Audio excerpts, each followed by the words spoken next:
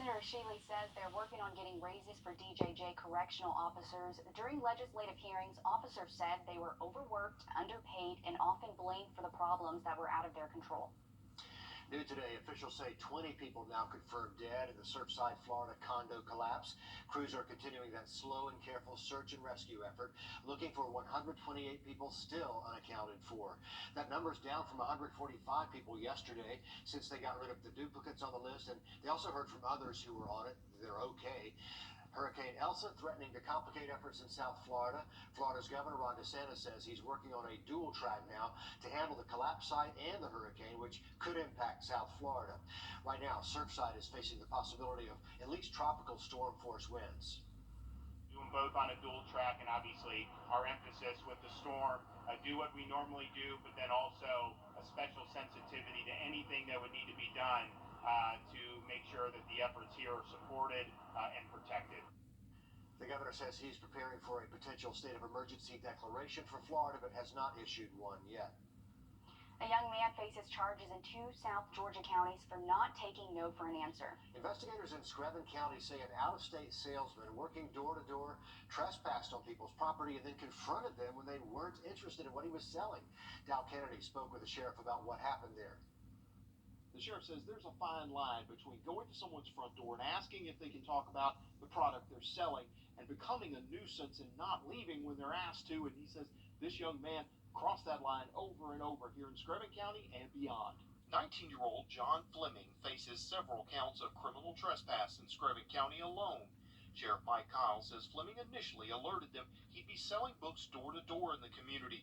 The sheriff says they soon started receiving more than a dozen complaints. Homeowners said Fleming would circle their homes, knocking on several doors, sometimes late at night, and or peeping in the window. Sure, just rural Georgia. Yeah. And right or wrong, you need to go when somebody says go. Just that simple. It's their property, you have no right being there, and you need to go. He faces similar misdemeanor charges in Emanuel County and was the focus of complaints in Jenkins County, too.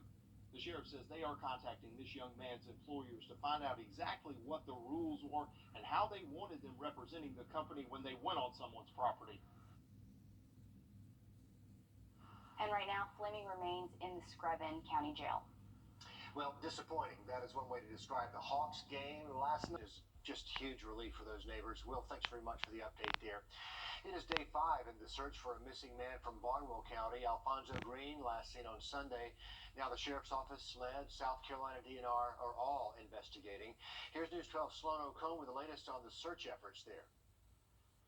SLED helicopters are grid searching. DNR dogs are looking where his car was last seen, and investigators are still looking for the cream-colored 2014 Cadillac Escalade. 48-year-old Alfonso Green lives in Richmond County. On Sunday, he traveled to Barnwell County and hasn't been heard from or seen since.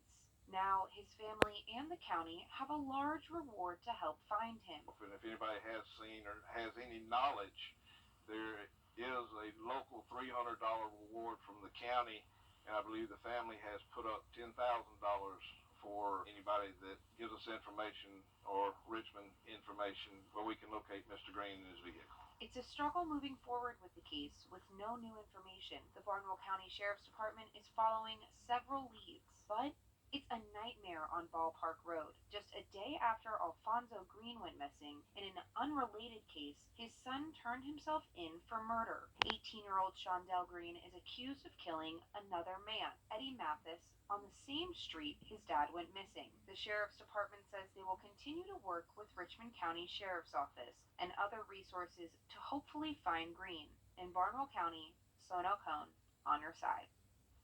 And authorities say if you know anything, don't hesitate to give them a call. You can call the Richmond County or the Barnwell County Sheriff's Office. You can also call SLED or South Carolina's Crime Stoppers. The doors on Columbia County's new Performing Arts Center have been open now for close to 2 months, and now you have a chance to reserve your seats for the entire season. The catch, you have to find a golden ticket first. There's only one. It's not a Charlie and the Chocolate Factory golden ticket, the one that looks just like it. The Performing Arts Center says it's hidden in a public space somewhere in Columbia County. If you find it, you're guaranteed seats at shows for the whole season. Pretty cool promotion they're running. This will be the second golden ticket. The first was already found.